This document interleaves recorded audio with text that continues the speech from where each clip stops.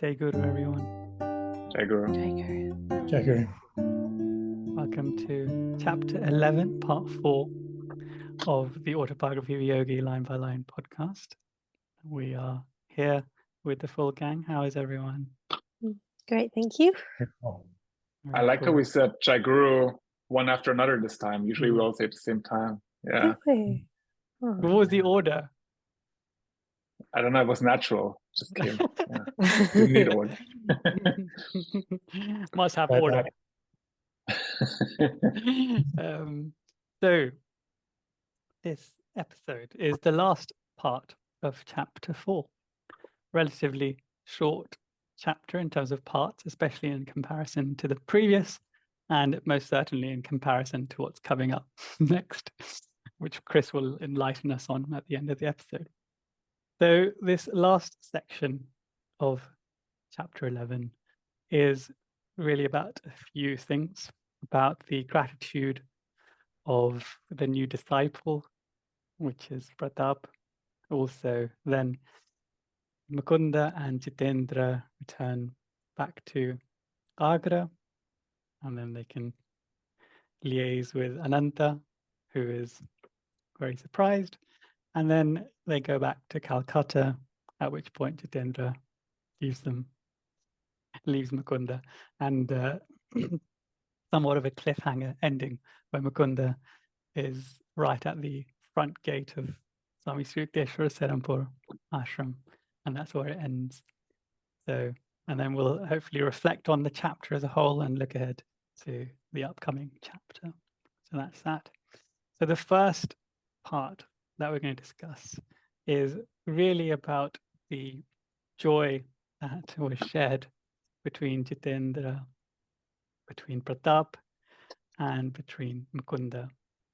So what happened? So they were about to, well, they boarded the train, but Jitendra was in tears again, which is very cool because Mukunda is obviously very happy and joyful because Pratap has been initiated, and he's reestablished his link with Pratap, no doubt, and he's had a very successful venture.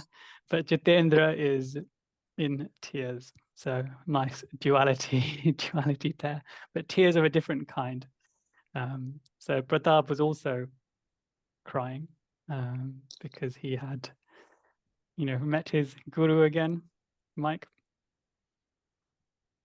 Yeah, I was gonna remark something on Jitendra because we talked about it a bit in the last episode, but Guruji says that it was his day for tears, and I wonder how it would be for me to just go somewhere and have where nobody, and I just say I just trust in God to just care for me for the one day, and then He cares for you so amazingly well.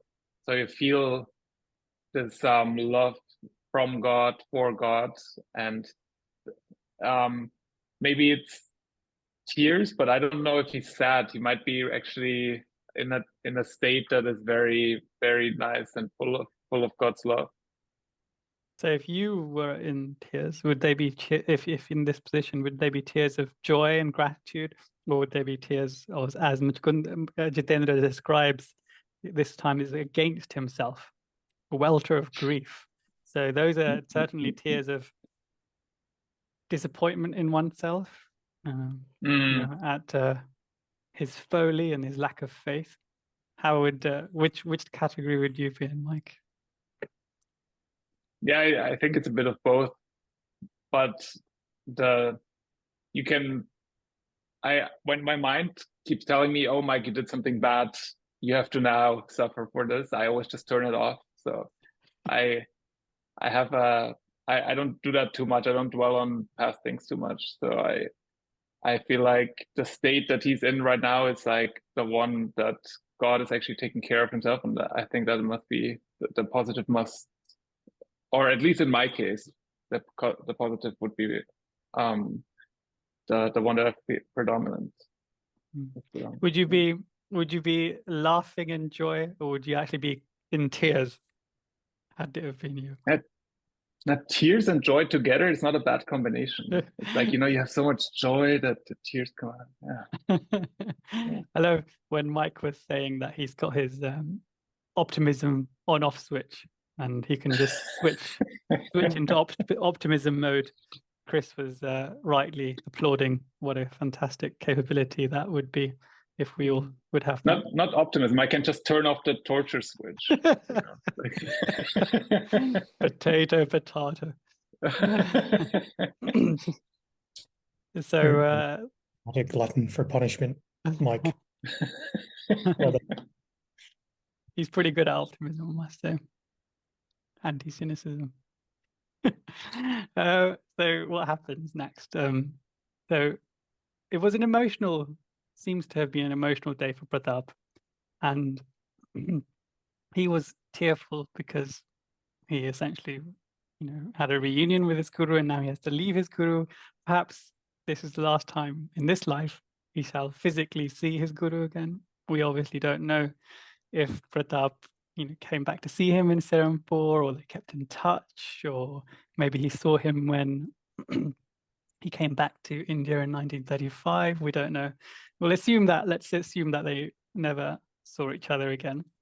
So in this would be another potential reason for tears. But I was thinking of my own Kriya initiation. Obviously, we're not going to talk about the Kriya itself, but we can talk about the impact of it. So mine was much more of a slow burner because I didn't realize the significance of it. I just thought it was a natural progression. I was getting on well with my lessons, and I was having a good relationship with Guruji's teachings.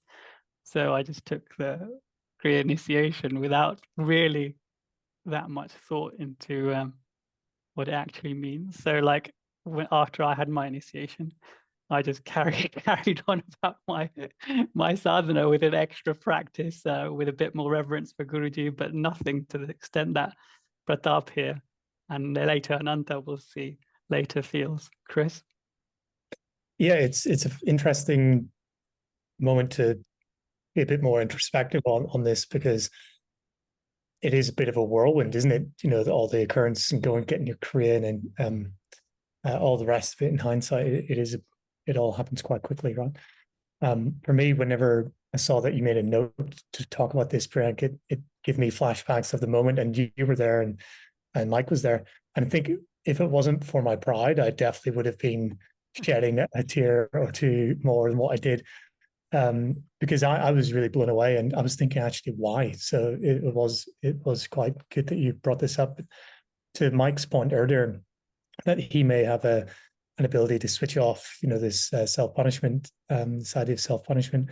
I think at that moment, I was so grateful actually to be accepted into the SRF family for the memory of the sins I've done, physically, verbally, through thought, and all these moments where the forgiveness and the acceptance is there from the guru, no matter what, essentially, not essentially, but it is such a beautiful moment, really, to reflect on.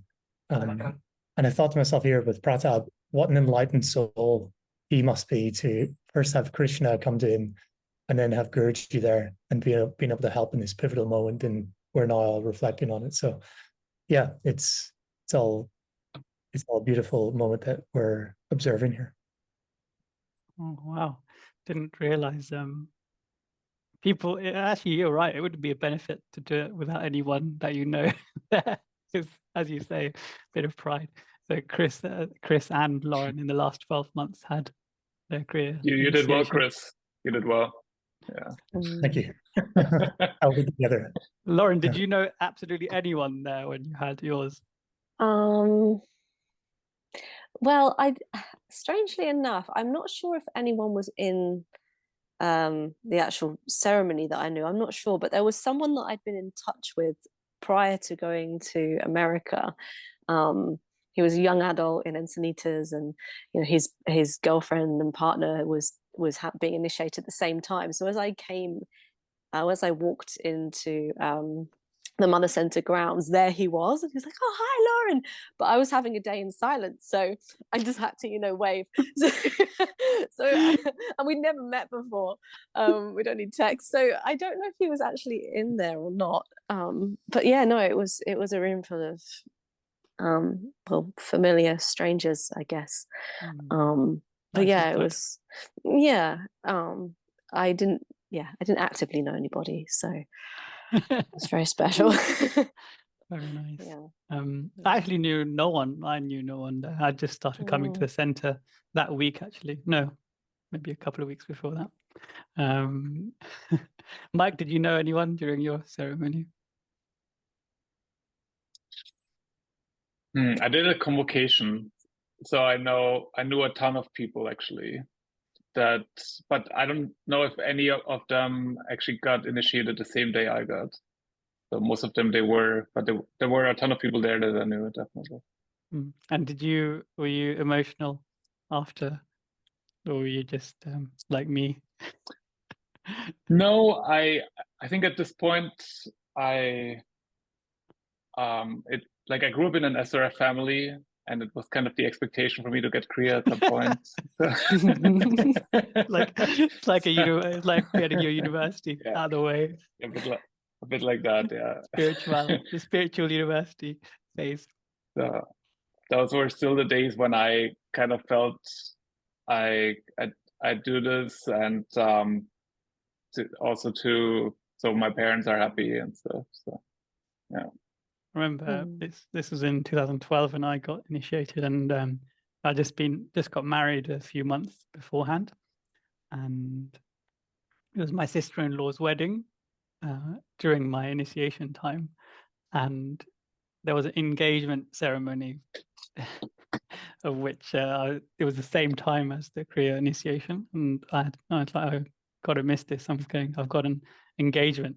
And they were like, what could possibly be more important than your sister's engagement? And I was like, how do I explain this? But yeah, it didn't go down too well. But, what did you say, Priyank? What was your reason? How did you word it? I did tell them, but in my family's in my in-laws' family, Diksha, which we're going to describe a bit later, it means when you become a renunciant, when you join the sannyasi. And so I said, Diksha, and I said, you can't be a Swami, you're married. You just got married.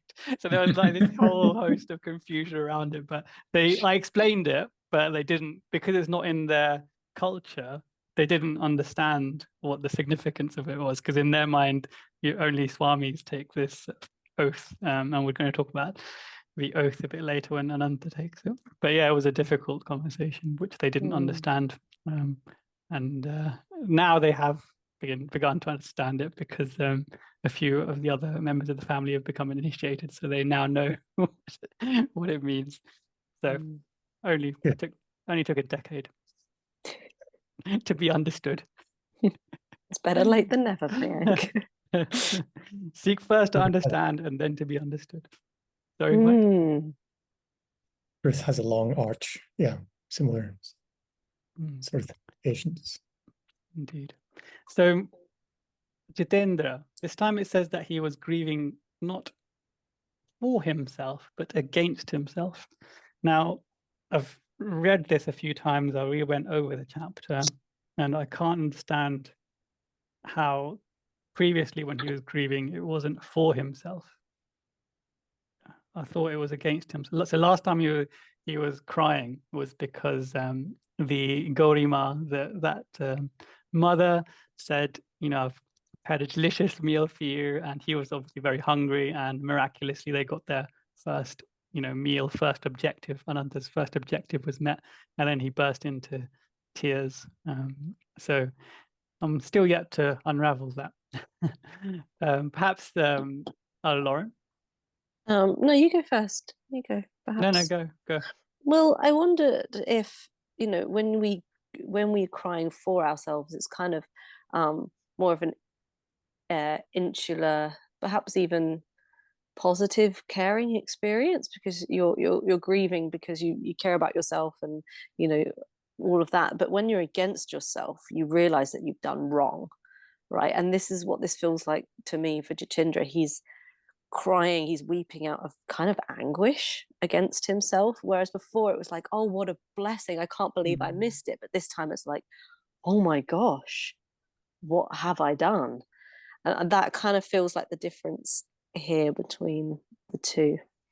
Very, very, very succinctly expressed. I was going to allude to that very haphazardly, but because I'm not very good at crying, perhaps I can't really relate to this. So very well expressed, Lauren. I think you're absolutely right.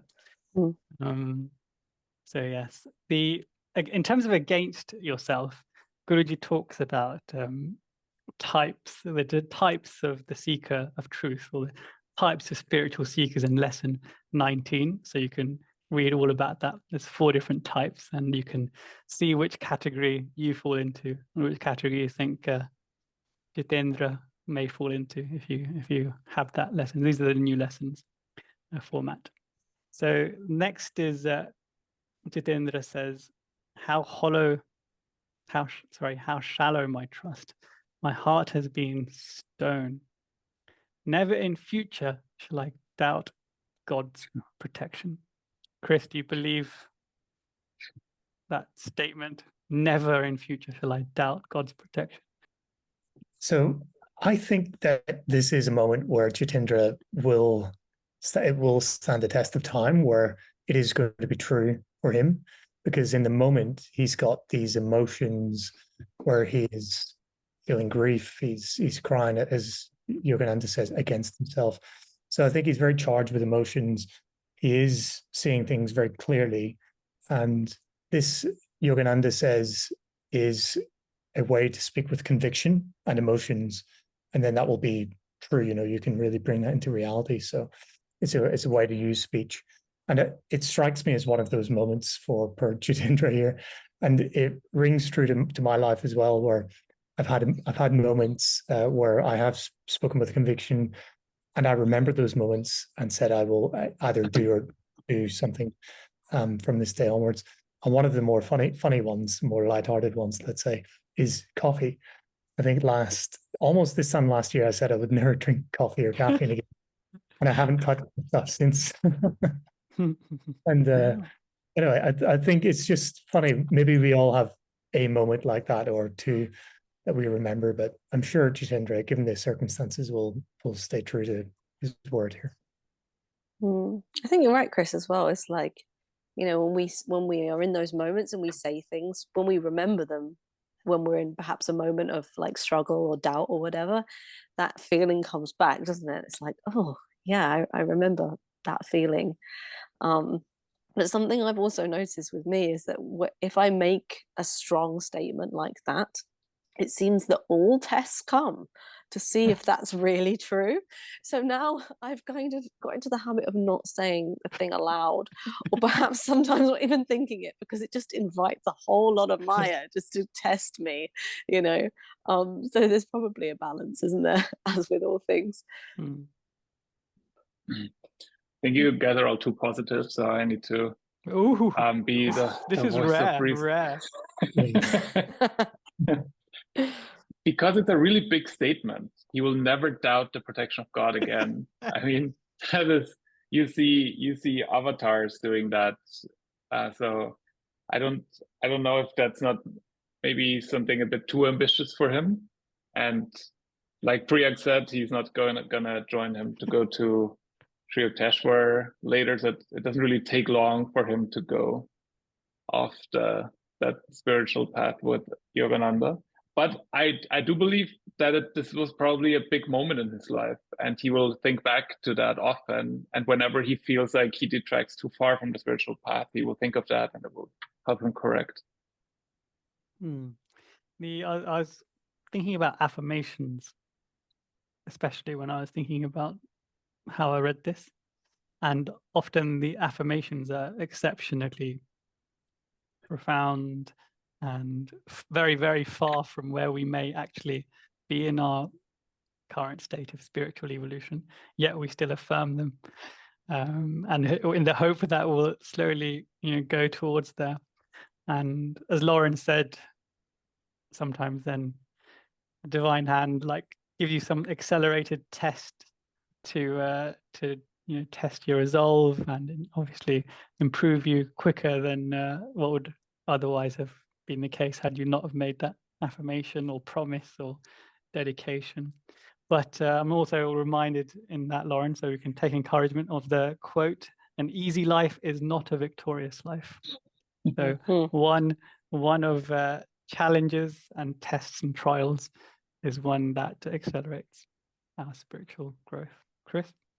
Yeah.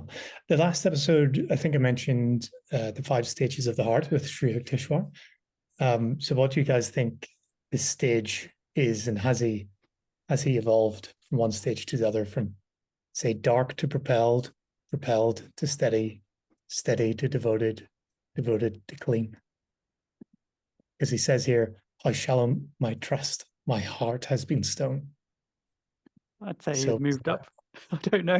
Has he? He's leveled up, has he? He propelled. I feel like he's propelling himself. So he's going to the stage 2. Or is he going into steady? I feel like Then- he's slowly steadying. Yeah. I think he's maybe getting into the steady here, or devoted. I don't know. He's certainly moving up the stages, isn't he? Yes. In the lesson that I referenced earlier, chapter in lesson 19, there's a section that's entitled "The Devotee of Changeable Enthusiast." So we can certainly apply that to probably us, and most certainly Jitendra, because we know what's about to transpire.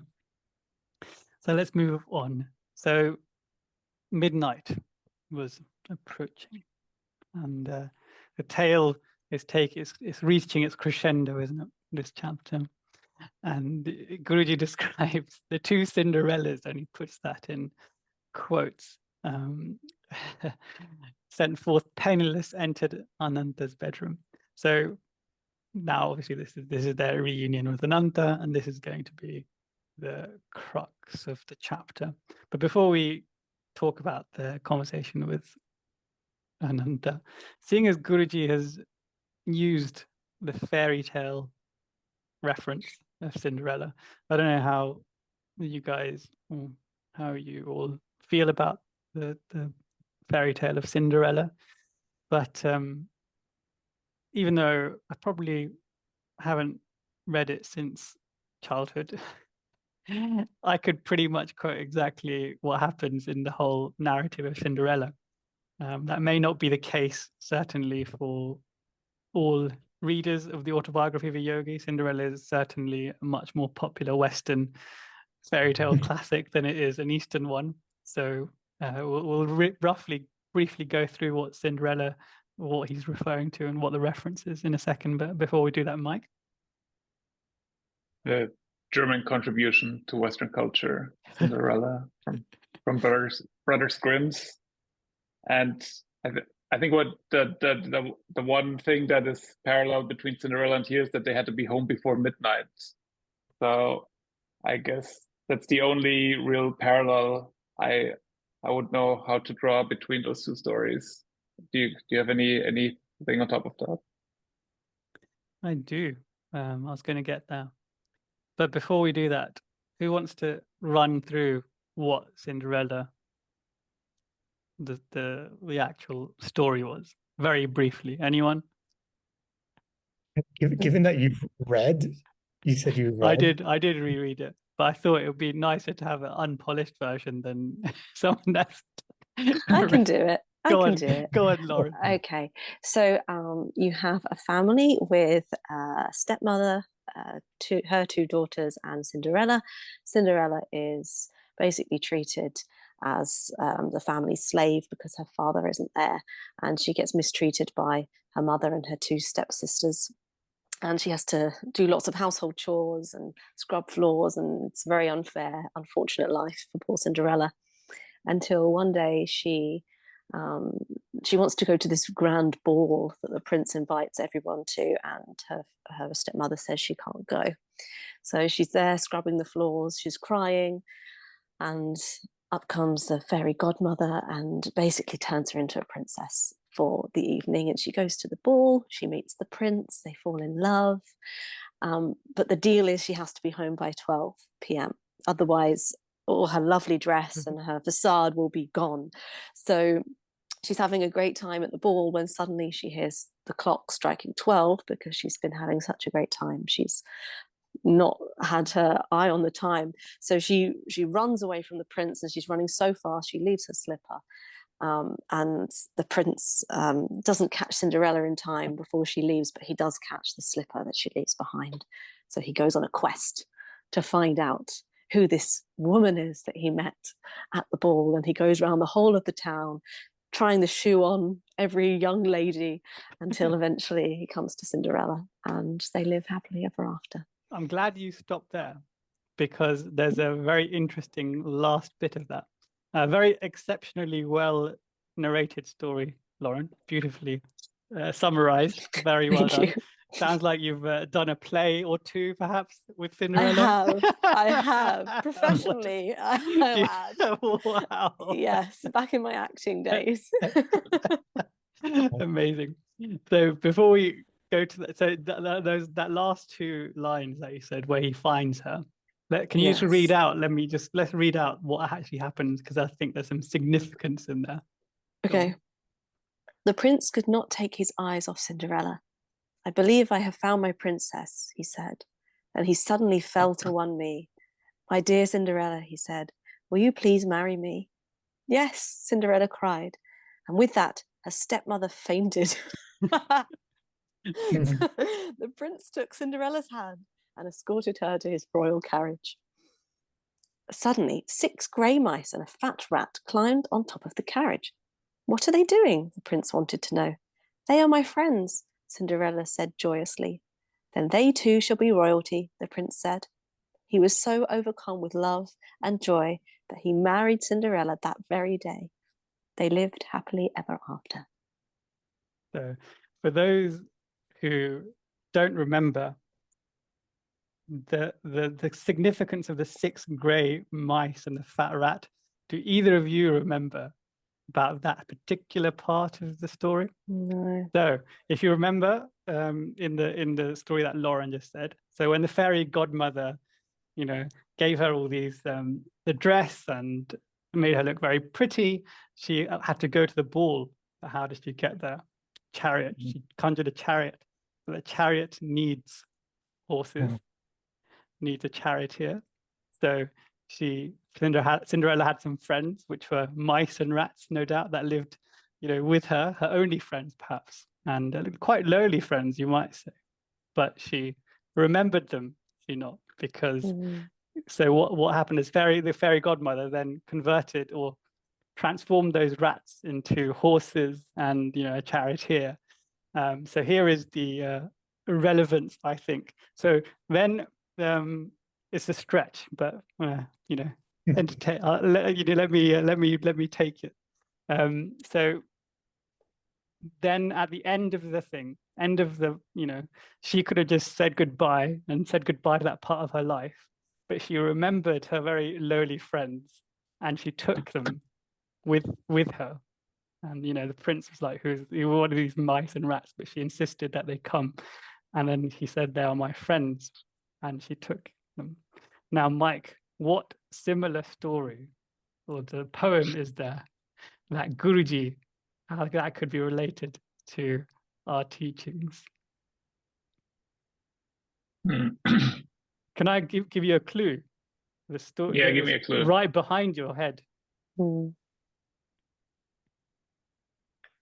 Right behind my head, the boatman. Yes. Guruji takes who? All of us, lowly, miserable souls. I see. Right? Yeah, nice. Yeah. It was a stretch, but I'm glad you allowed me. So Cinderella remembered, and of course, Guruji, with his eternal promise, will be taking us with him to the other side. Sorry? Bravo. Thank you. It's all Guruji. Connecting the dots. Yeah. Sent forth penniless, entered Ananta's bedroom, these two Cinderellas. Just as he had lightly predicted, his face was a study of astonishment. And you'll recall that what he actually predicted was that if you return to my bungalow here and before 12 o'clock tonight without having broken any rule of my test, I shall be the most astonished man in Agra. And he fulfilled his own prophecy there, which is quite nice. So then Mukunda silently, I love this, silently showered a table with rupee notes. You could just imagine like a young Mukunda like really gloating with this. Mic drop. Not only have I succeeded, but here is the wealth I've acquired through God and his infinite mercy. Ananta is obviously laughing at this point, and he turns to Jitendra and tells him, jokingly, tell me this youngster, has he been staging a holdup? So Jitendra then tells Ananta the whole story, and Ananta, going from the jovial, laughing expression, his face turns sober and then solemn, which is quite nice. And his face did not turn pale here, because we'll remember that Indians struggle to turn pale, obviously depending on their complexion, but yes. So then Mukunda has quite a profound, this has a very profound impact on Ananta, doesn't it? He says the law of, Mike? No, read that. I want to comment on this. The law of demand and supply reaches into subtler realms than I had supposed. Ananta spoke with a spiritual enthusiasm never before noticeable. I understand for the first time your indifference to the vaults and vulgar accumulations of the world. I find this, sometimes you have to explain something to somebody. You have to pick them up from where they are and bring them to the place that you want them to see. And I found when he mentions the law of demand and supply from economics, I feel like that's how his brain works. You give and you take, and that's how the life works. And now when he says this law reaches into the higher realms, that kind of means that there is more than just that. But it's beautifully, that the way they communicate with each other, either Ananta was like half a poet or something, but he's like, the way he talks is really profound, and really, really, really tells a story, this analogy that he makes there. It's beautiful, isn't it? It also reminds me of the quote in the front of the book that says, unless you see signs and wonders, you will not believe. And it's another example of that, isn't it? And Ananta really had to see the miracle of God's work in action through his brother to finally bow down at God's feet and accept his presence. And all of us receive or see different categories of signs and wonders, don't we? Yeah, exactly. Some are blessed to have absolute astonishing miracles. Some, it's very subtle. Others see the spiritual eye on the first time that they close their eyes in the chapel, and the rest of us might have to work decades or perhaps lifetimes to achieve that similar feat. Chris? Yeah, I was going to say something similar. We have a whole word dedicated to dismissing this phenomenon, which is a coincidence. Life is a coincidence, and we'd like to sort of box that away into things we simply can't understand without investigating further. So, it's, you guys said it well. It's poetic. It's a lovely moment, isn't it? But if you think about the context of Ananta's life, he was essentially a cynic, wasn't he? A spiritual cynic, you might say, or a man of religion from an arm's length. As long as it fits into my life, then I'll partake in it, essentially. But his life was the priority as opposed to God being the priority, I think. But here he's doing a 180 flip, isn't he? And in the context of his life, let's say he's 30 years old right now, or 25, let's say. he's switched very, very quickly, because up to the 24 years and 364 days, he was a doubter, you know, a cynic, a critic, even, as we've seen, quite a harsh critic. And within a day, you can see something very, very serious has touched his soul, hasn't it? He's switched, and this is what happens, isn't it? If you've been through something like this, when you change very, very quickly. So this is something perhaps some of us can relate to. I certainly can. Mike? I would cut Ananta a lot of slack in his life, because he was a tough life, because the mom passed away early, and so as an Indian oldest brother, a lot of the chores would fall on his shoulders, I would think. And I don't think he meant badly for any of his brothers, especially Mukunda, but he just wanted him to aspire to the goals that he set for himself. And Mukunda had different goals, and that was where all the conflict stemmed from. And then coming around after so many years takes an enormous amount of self-reflection, because I feel the older you get, the more you get set in your ways, and the more you would just say, oh, this is just my crazy brother. But instead, he, like you said, he did a 180. That's pretty impressive. I wonder how much of a 180 he actually did. Because, you know, just because Ananta was saying all of these mocking things to Mukunda, doesn't mean he wasn't slightly becoming more open to it and intrigued.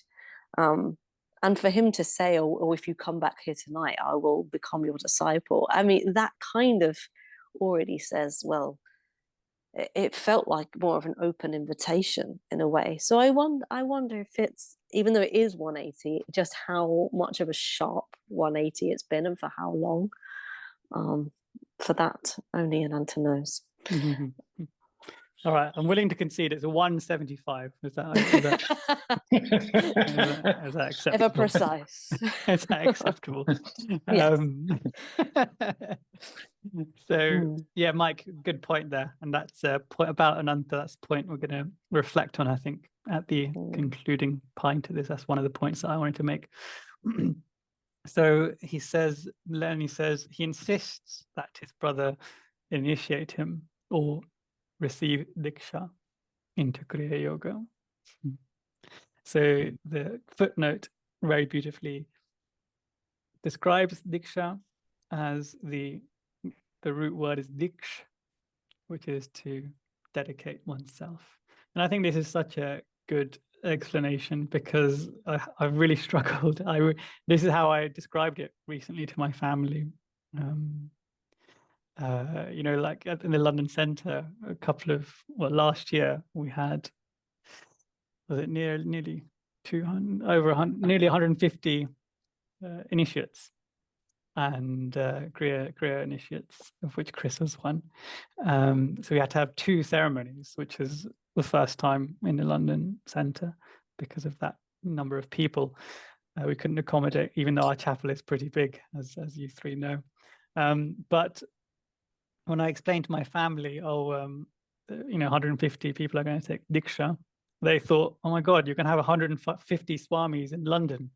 And then I had to really explain, I had to go to what Diksha means, and I went to the Sanskrit and explained it's about, you know, dedicating and pledging your allegiance to the Guru and all those things that we know, but only then did they understand. And I think only at that point, Lauren, did they understand why I had to miss the engagement. Chris? Yeah, it's very meaningful for myself, in that I actually got onto the path in end of 2016, but didn't really take my Kriya until just last year, 2023. And I purposely waited until I was confident myself that I was sufficiently dedicated to the path and practicing, you know, doing the rituals exactly how Yogananda said to do, because I'd done it to a degree up to, say, you know, 3, 4, 5 months, and then my world flipped upside down with, you know, living on a boat and moving country, and then I didn't practice it as much as I should have at the time. So I delayed it. until I was 100% committed and dedicated to the practice day in, day out. So it really does speak to me hearing this word. Actually didn't know it before, but that's what it means to me, that dedication, the relationship between the devotee and the guru. So it's nice. Beautiful. Beautiful.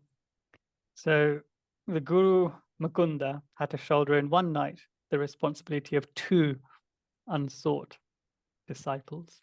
Disciples is in quotes there, because and Guru is in quotes because he's obviously a boy or a man of 18, so very young, and hence he's emphasizing that Mukunda had his shoulder, and he's referring to himself in third person.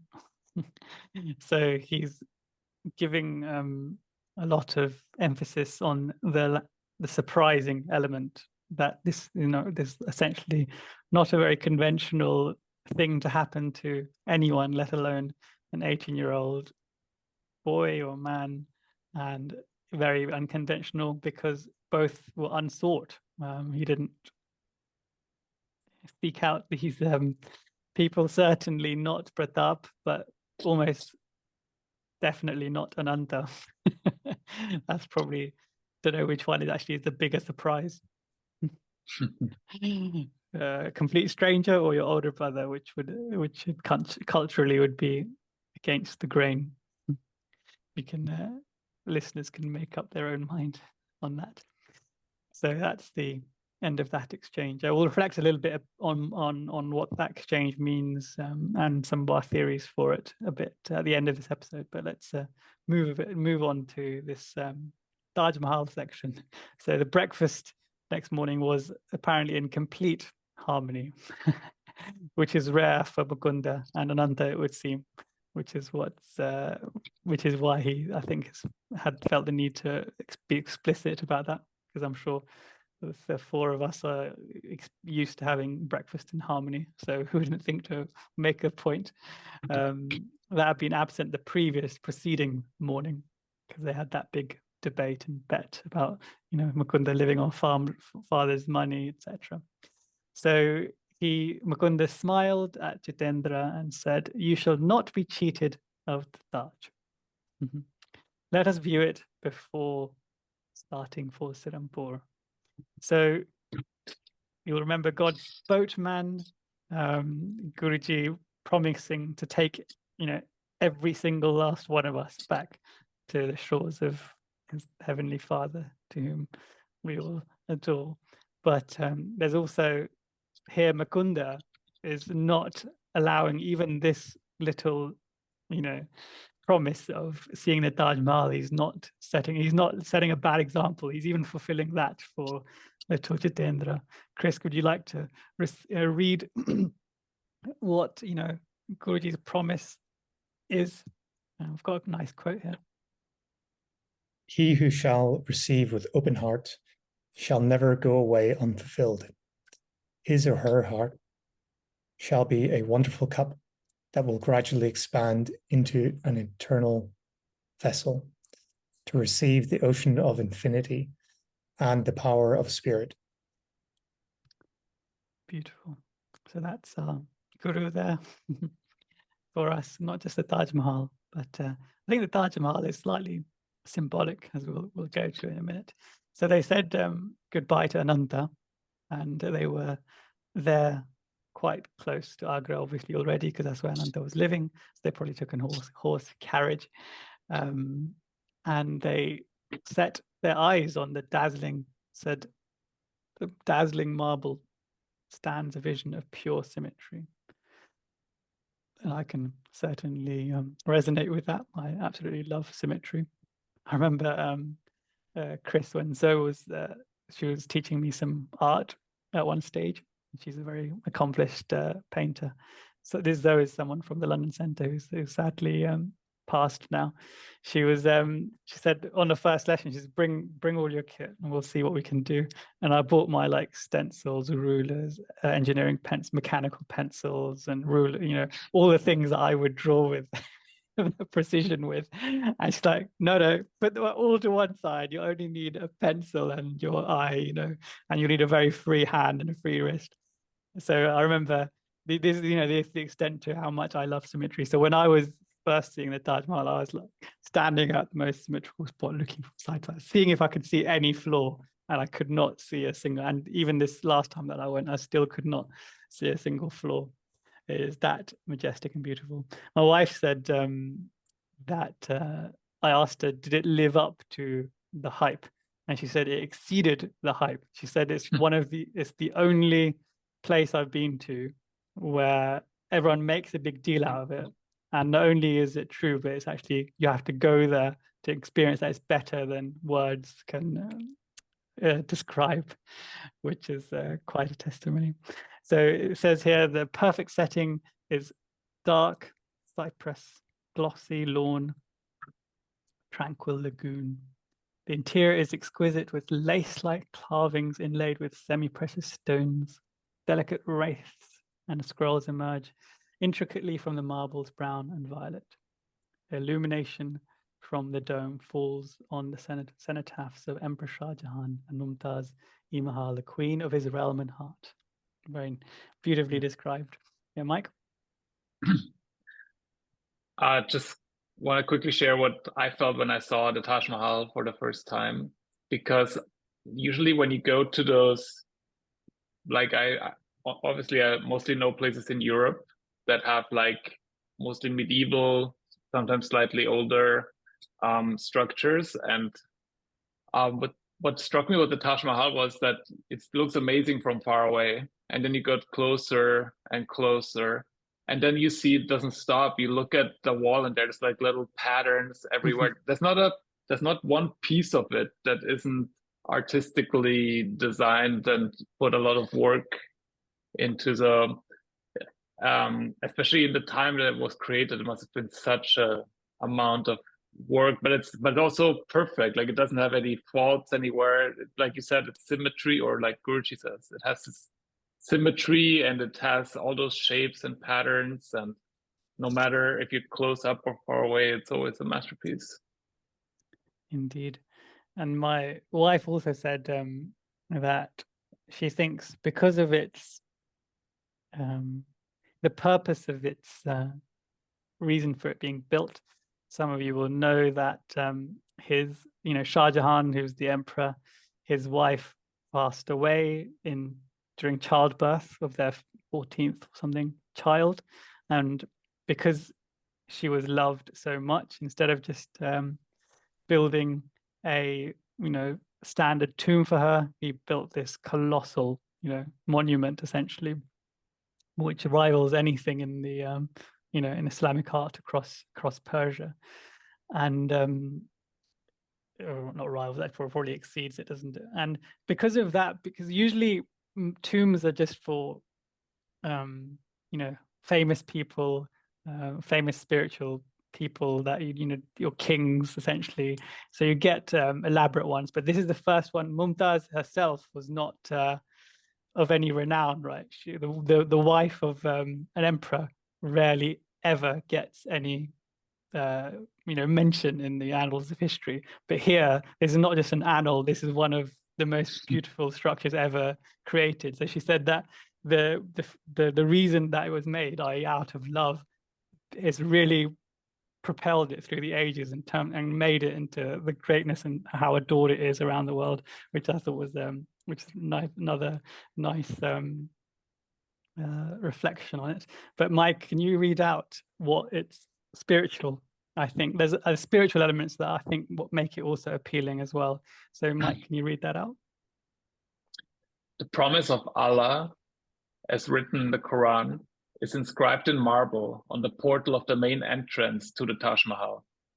Symbolic of the gateway through which Muhammad entered paradise, it is a place of transition between the world of the senses and realm of the spirit. And if you go to the Taj Mahal, those words will ring true, because it's kind of all enclosed, and then you peer through it in some arches, and then you think, oh, it's just some very faraway monument, and then as you go through the archway, it becomes more and more paradise as closely as you get to it, as is described in the inscription from the Quran on the actual Taj Mahal itself. So all these things, all these elements, I think, contribute to making it such a beautiful place. And Mukunda has also been more than once. He went when he was 18 here, and we also know that he went when in 1935. We have that wonderful picture of him and some of the other devotees that went with him when he went back to India after his sojourn in the West. So I think the other quick thing I want to mention is the last line here says, the domes falls on the cenotaphs of Emperor Shah Jahan and Mumtaz-e Mahal, queen of his realm and his heart. I thought that was so romantic, isn't it? It kind of transcends romance, doesn't it? Because it's going beyond like the physical impression left in this life. You know, it's merging into the eternal relationship, isn't it? So I thought that was really, really quite profound. What a beautiful way to say it. I've read many tributes to the Taj Mahal, but Mukunda has just nailed it with that line. I think that you slipped in the description of the majestic place. Mike? They say often in art that art is being used to process things that happen to you emotionally. And Shah Jahan loved his wife a lot and had this pain when she was gone, and then needed to turn it into something. And then he had the means to create this amazing masterpiece. He had the best artists and the best craftsmen, and then those kind of things happen. And now it's a monument to love in a marriage, and it's also, like you said, the spiritual monument of transition from one world to the other. Yeah. One of the other beautiful elements of it is that it's an amalgam of Indian art and architecture and Islamic and Persian art and architecture. So they've taken almost the best of both, but not just taken them, they've like blended and harmonized. So you'll look on one little facet of it and you'll see ancient India, and you'll look across or look above it and you'll see Persia and the Arab world and their architecture with the domes. So it's just a phenomenal place. I'm sure when you go there, Lauren, you will concur. One day perhaps, when you return home. Yes. And speaking of returning home, so enough of sightseeing, Mukunda says. He says that I was longing for my guru. And I think there's a small message here for us, that we shouldn't spend too long in our lives sightseeing. Pilgrimage is as valuable, if not more valuable. And he was now surely making the final pilgrimage to his spiritual home, which is in Serampore. So they were traveling to Bengal now. They've had enough now. Vrindavan and Agra is enough. I suppose it would be two majestic places. So Mukunda, this is now Jitendra speaking. I have not seen my family for months. I have changed my mind. Perhaps later I shall visit your master in Serampore. Perhaps. And perhaps, yep, good one, Lauren. not just, it's like not I will. Not I will. Not a date. Not no. And here the his hand is fully revealed, isn't it? I was asking in jest earlier where can he make such a big statement as never will I lose faith in God, and you could suggest that he's almost lost it here, or forgetting slightly, or putting it to the priorities, changing the priority. I remember I was listening to an SRF talk, and the brother was saying that often we have devotees that say, I really, I really love all of Guruji's teachings, and I really want to get enlightened, but not right now. Now is not a good time for me. My son is doing XYZ, and I've got a wonderful social life, and my life is just really beautiful right now. And I just, just not right now. If I can choose, then that would be really good. And brother was saying, if only they knew what they're pushing to one side or further down the road. But here you get a similar feeling for poor little Jitendra, don't you, Mike? I think I'm going to spoil the story a little bit now, but there's this one time Sri Yukteswar said that there are people who lose everything, their loved ones leave them, and they lose all their money and stuff, and then they say, "I'm going to renounce the world." And then he says, like, "What are you renouncing? The world has renounced you."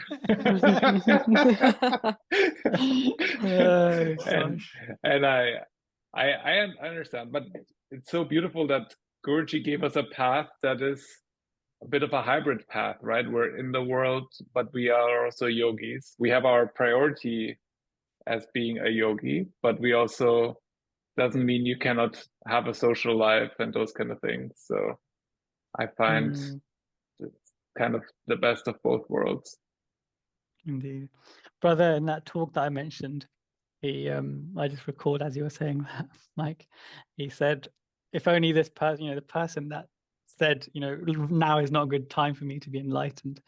He said, if that person knew what being enlightened meant, or what would be the outcome, then they would not stop meditating. Literally, they would not stop meditating until they'd attained that state, let alone all these social engagements and wonderful aspects of their life that they have. So that, apparently that applies to us as well, because we're doing this podcast. I was going to say that, yeah. Because we're doing this podcast rather than meditating. And you listeners, you're listening to this rather than meditating. Hopefully this is slightly better than just general, merriment and social interactions. Tea with friends. But also, as for Lauren's and some other of the young adults are popping over to my house tomorrow.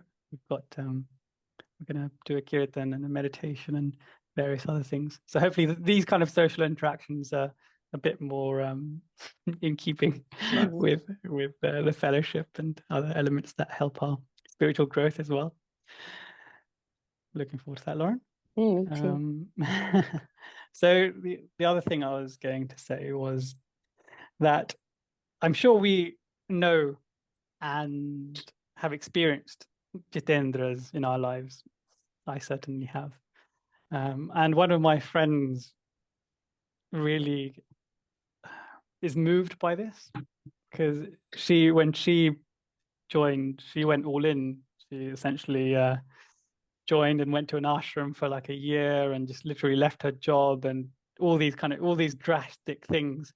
And I was speaking to her and she said, I can't believe it. When people come and they go, and they can't see the gold that they found. They've just got the most beautiful thing in their lives, and they've just walked away from it, or they're just brushing it to one side. And I thought, that's so true. And then I remembered Guruji's most lovely chant, the chant which is, "I will be thine always." And if you look at the words to that song, it says, devotees may come, devotees may go, but I will be thine always.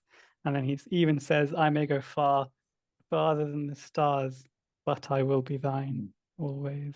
Then he goes even further. When I die, look into mine eyes. They will mutely say, I will be thine always, Lord, my Lord, I will be thine always. So this is the difference between, I suppose, Mukunda and Avatar, who's never averting his gaze from his goal, to probably us and Jitendras. But this is why we do these chants, isn't it? This is where we're trying to get to. This is hopefully grace will descend on us and make us realize these truths at some point in our lives. Mike? Because of that, Guruji says that loyalty is the highest law in the spiritual life. Because I think without loyalty, nothing, all means nothing, kind of. And it's so easy to get distracted. I think there's this one story that is being told often. I think it's also in the lesson, the one with Narada getting a glass of water. and then he I don't know how it happens, but somehow he meets this woman and he gets married and he has children, and then a flood sweeps them away, and then Krishna, or is it Rama, I don't remember, says like, Narada, where's my water? What happened? So it's really easy to get lost in the world. It's not like, I don't blame people when that happens to them. Yeah, the Leela, isn't it? So, Jitendra and Mukunda part ways, and Mukunda describes him as, he said he may be mildly described as vacillating in temperament. How kindly he's described his beloved childhood friend Jitendra. Now is obviously might be a good time to speak about Jitendra's, because we have a lovely image of Jitendra meditating in the book. It's quite nice. I've got a picture of it on the card for you. So he's wearing Rudraksh, and his eyes are pointed upwards like a true meditator. Hair not dissimilar to mine. Ooh, okay. When I was his age, quite as thin as Jitendra was, so I could be Jitendra if I'm honest. When I was, especially when I was that age, yeah, that thin. Priyanka reincarnated in London this time. He looks so young, right? Did that not strike you? I would have, when I heard the story, I thought it would be a bit older. He looked like a kid. Yeah. Wearing a Rudraksh in a very accomplished, he's in a very accomplished Padmasana, the full lotus posture, with arms crossed. He's not following Guruji's advice. Palms should be upturned at the point between the juncture and the abdomen. Had he had followed that advice when meditating and looking at it, perhaps he would not have left. Perhaps he would not have left Guruji. Wouldn't you love to be a meditation critic or something? Send me your meditation video. I will give you feedback. And then the other picture, we may as well talk about it. So Krishna is twice referred to in this, or maybe more than twice, referred to in this chapter, where he's, is described here as India's beloved avatar, Bhagwan or Lord Krishna. And here he's sitting in, not a pose dissimilar to Jitendra's, but his palm is facing out of his heart in a way of like a benediction or a blessing to the person who's beholding this image. It's a very lovely, quite quaint, old-looking sketch of Krishna. There's no history of it. I'd love to know the history of some of these ancient and famous pictures of Krishna, but we don't get those, unfortunately. Here, and his other hand is holding his murli, or his flute, which is quite nice. So let's see what happens now. So he's essentially going, Mike. Just a blessing that you are, that's like this avatar brings the spiritual path for a new era. He writes his main book and you are in it, right? So Jitendra has some good karma, some stuff going for him, I must say. And he was probably a meaningful influence on Mukunda when he was young, so well deserved. Indeed. Mike, do you remember the bird and wings and the flying of the nest paradigm that Ananta came up with? Yeah. You know, Just remember he swoop said, it. he said, you know, the bird will soon tire of the metaphysical skies or something along those lines, and then fold his wings and then return securely into our family nest. So you might say Ananta was 100% right, but only it was about Jitendra and not Mukunda, because this is essentially what he's done. So his powers of intuition were pretty good, just slightly skewed in the wrong in the wrong direction. Yeah. So Mukunda takes the local train to Serampore, so he doesn't say he goes home, he goes straight to his guru, which is just outside of Calcutta. Mike? Oh yeah, no, don't worry. It says a throb of wonderment stole over me as I realized that 28 days had passed since Bernarda's meeting with my guru, and he quotes, "You will come to me in 4 weeks."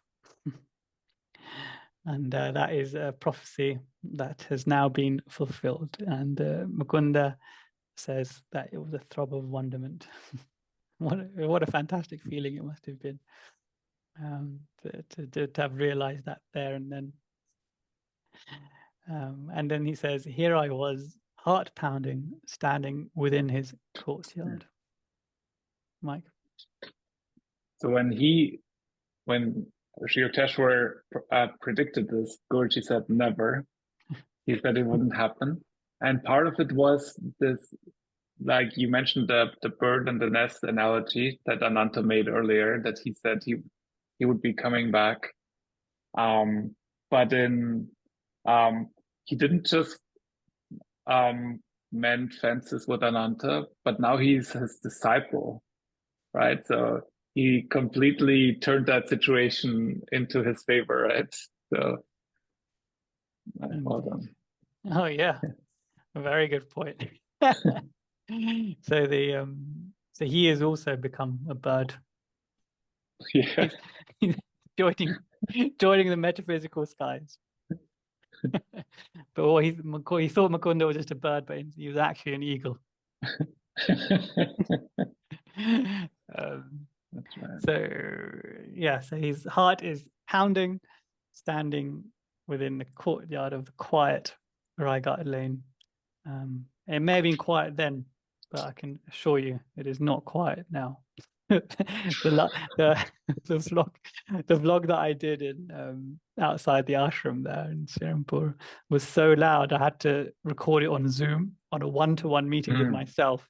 So Zoom suppresses all the chaos noise outside, even though it's the smallest street in history. It's just chaos loudness. Dedication to the cause, Priyank. Yeah. Mike? I vaguely remember going there. Did you take a boat over the river? No. From Dakshineswar ashram? No? Okay. No, you can do that, but we had a automobile. Automobile, okay. No, well done. So he stands in front of the quiet Raighat Lane, has this lovely moment of reflection. And I thought I'd take us to that moment of reflection because I was in this position. I put myself in this position before I entered any of our ashrams. So thankfully I had time and I was with the right crowd, i.e. my wife, who was of a similar temperament to me in terms of the devotion. So I could, before going inside, I could really stop and reflect and put myself at the feet of Guruji and Sri Yukteswar in this case, or Lahiri Mahashaya in Banaras, or after Babaji in Dwarahat. So you could really, it's really nice to do that. I remember, and the reason I made it a point to do this was when a few years ago, no, a decade ago, I went, maybe 2 decades ago. Wow, I'm getting old. I went to Vrindavan, Mathura, which was Krishna's birthplace.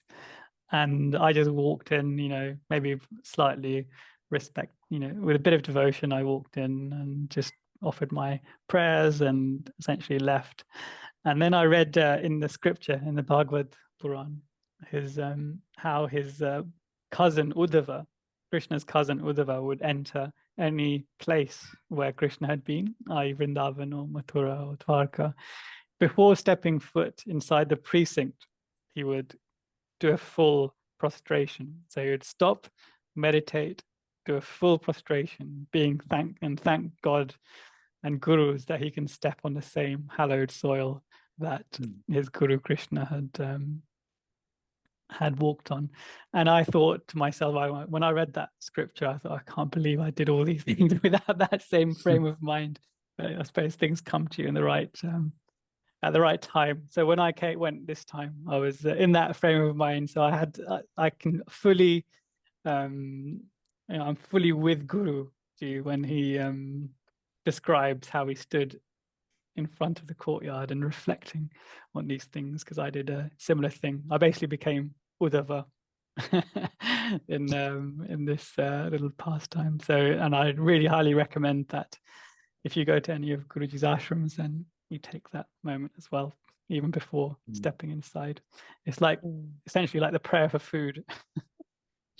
We don't just eat it, we think of God and thank God behind the food. And then also one of the brothers said that Brother Vishwananda, I think, said not only does he say the prayer for food, he actually waits 2 minutes afterwards in silence and meditation.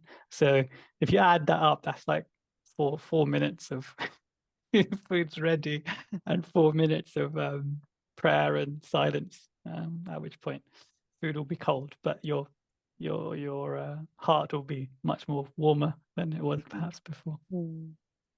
So yeah, so I really highly recommend you do what Mukunda has done here before you go to these spiritually significant places. It makes it very beautiful, or much more beautiful than it would have been otherwise.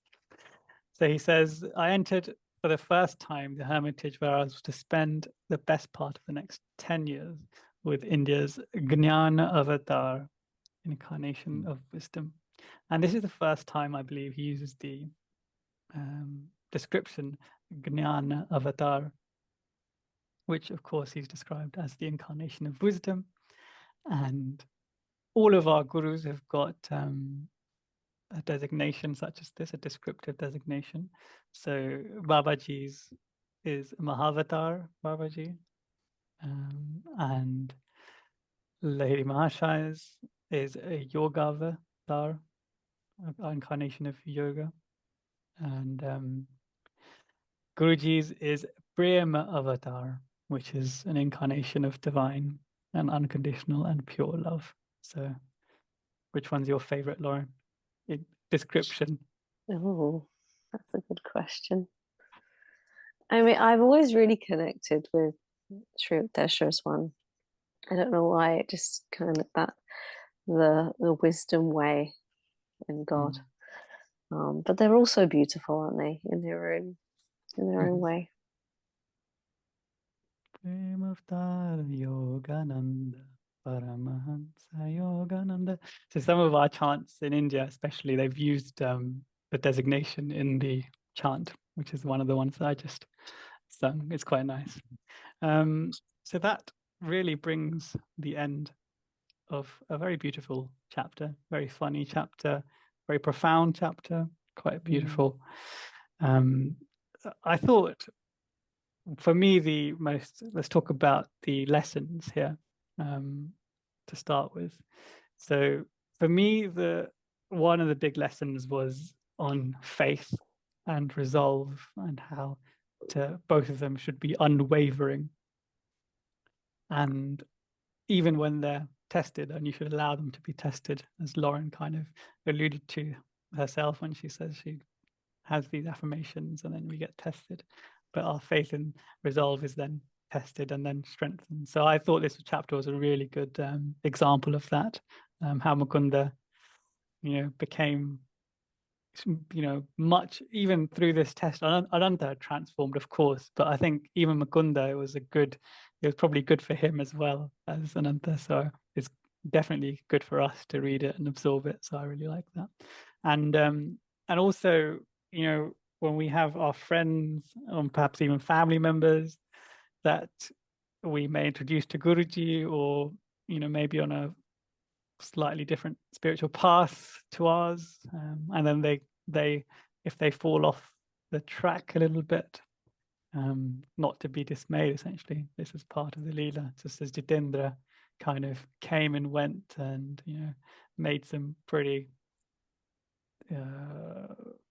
big statements and then didn't stick to them on more than one occasion. So that's also another thing to look out for. I watch what people do and how they are, as opposed to just what they're saying, which is quite nice. I don't know if you guys had any comments on the lessons, Laura. Yeah, I do. I feel like I actually spoke on it last episode, but for me, the biggest lesson and reminder in this chapter was that first, we must fully rely on God, because when we do, He provides us what we need and more so. But also that He will send help through people, and it's up to us to discern, what that help is.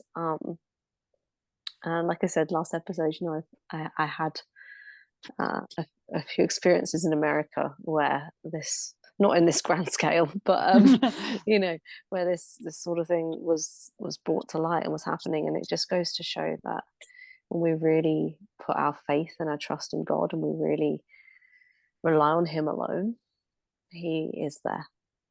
So this chapter for me was a real kind of reminder of that. And in such a light-hearted and jovial way, and then Yeah. interweaves really serious elements into it. How funny is it to read about Jitendra crying, even? Poor Jitendra. And how funny is it to see them poking each other in really tender and painful spots, and basically just really good banter between them, isn't it? Chris commented on that as well. Chris had to leave. He's on the call, and he said faith trumps all, and he also said that this was a really great example of the turning point of Ananta, which Mike, I know you mentioned we were talking about. But I think this whole chapter revealed the dual hearts of the Ananta and Jitendra in different ways. Like before this chapter, and if you hadn't read the book and you'd asked, out of Ananta and Jitendra, which way round is it going to be in terms of how this pans out? We each would have said the opposite of what's actually ended up happening. So I think that proves essentially that, as what Mike was saying, that Ananta's intentions were always quite pure, essentially. But his view of the world was obviously not the highest view of the world, shall we say. But he was just trying to get Mukunda to what he believed be the best, have the best life that one could live. And he certainly tried with a lot of zeal, didn't he, to switch it, and even put his own not just reputation but spiritual path on the line with this bet and with this whole chapter as it's described, and then he becomes initiated. And I think all these characters and the traits and the kind of pastimes and the troubles and the victories, they represent quite well, I think, our family, our interactions with our own family, our own friends, and probably ourselves too. When we talked about Jitendra and Ananta, i.e. family and friends, but we also, in one of the episodes, said we were Jitendra, weren't we? we oscillate through periods of intense faith and knowing what our path is, to doubting and negativity. I know, Mike, you've got that switch, but you must loan us the method to build one of those switches ourselves.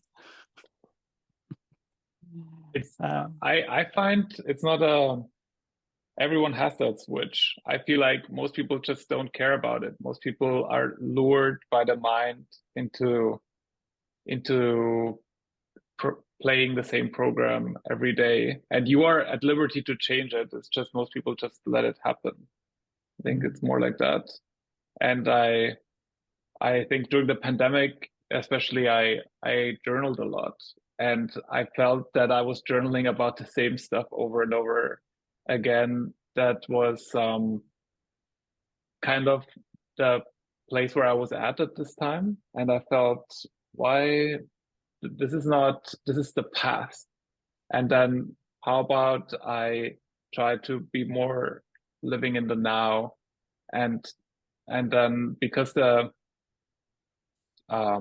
we had this thing in this talk by Brother Satyananda recently that was amazing. Like, I think he started it out by saying,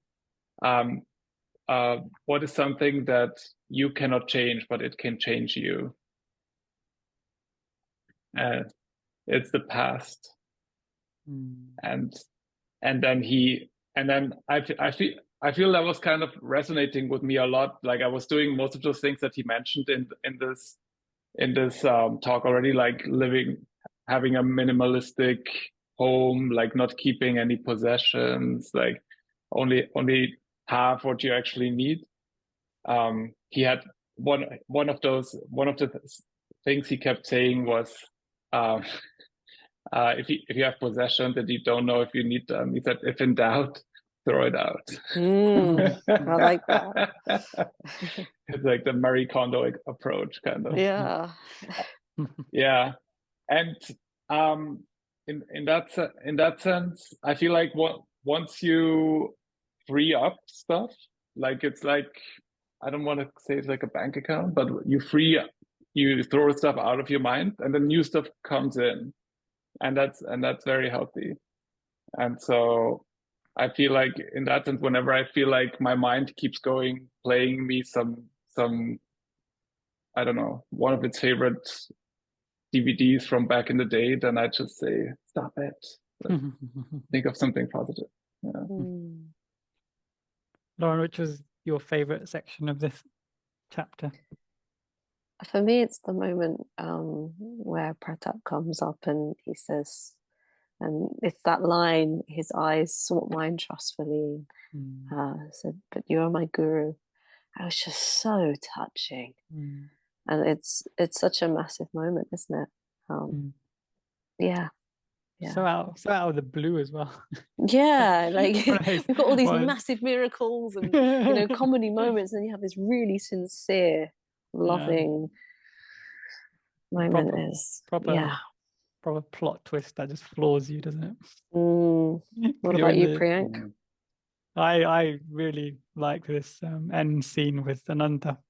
Yeah. His transformation was phenomenal. And the way Guruji has like talked about Ananta through the whole book, and then talking about how he essentially changed, it was just so beautifully dovetailed in all of the narrative that we've had of Guruji's life.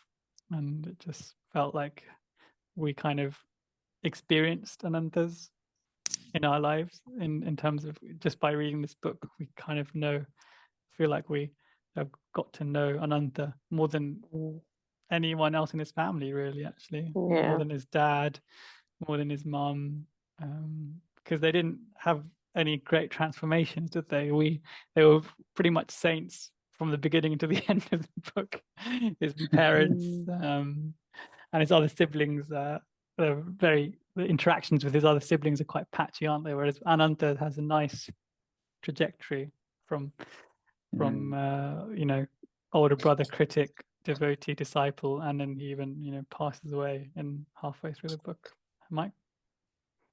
Yeah, Lauren mentioned that earlier, that maybe he didn't do a 180. Maybe this spiritual things were working in his mind for a while, and he just needed the right time. And there is this, in the beginning of the chapter, we had this theory, right, that maybe he's just staging this plot so he can become Mukunda's disciple in a way where he doesn't lose face. And this is still a possibility in my mind, because he's the kind of guy who would think of a plot like this to work in his favor. Indeed. And that, I think, is the end of that. So the next episode, we're going to obviously start chapter 12, Life in Master's Hermitage, I think it's called. But it's a very, very long and detailed chapter. So you can expect a very, very long and detailed breakdown. Chris has split this chapter into 20 episodes, 20 parts. So we'll see how that goes. But I'm really looking forward to this chapter because I think some of the most profound learnings are there, I suppose, as a disciple, when Guruji himself is a disciple, and then we can kind of walk the trodden path, the well-trodden path of Mukunda Ral Ghosh to become Paramahansas ourselves one day, no doubt. Which is also a bird, a mystical bird, divine swan. A swan. Indeed. And on that note, shall we leave it there? Thank you very much, Lauren and Mike and Chris as well. Thank you. Jai Guru. Thank you, Jai Guru.